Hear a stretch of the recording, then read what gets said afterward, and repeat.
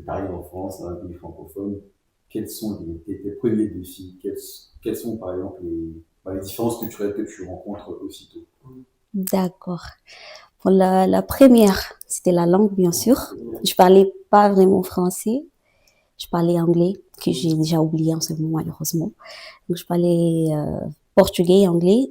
Donc, le français, je devais l'apprendre. Et j'avais 30 jours avant que mes cours en master commençaient. Donc, j'ai fait des études de langue française intensives pendant 30 jours. Après, je suis rentrée à l'université et je comprenais rien, bien sûr. Surtout dans les premiers 3 mois. Je me souviens que j'avais même de dictionnaires.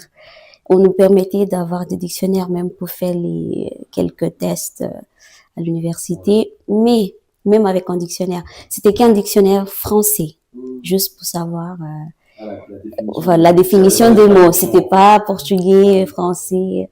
Donc quand tu connais pas du tout, même avec le dictionnaire, ça se passe pas vraiment super.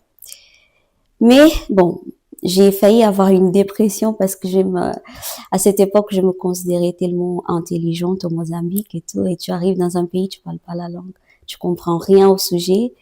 Et là, tu te dis, en fait, je suis bête. Mais non, c'est juste que tout est différent. C'est une nouvelle société, un nouveau mode de vie. Mais bon, ça s'est bien passé à la fin et voilà.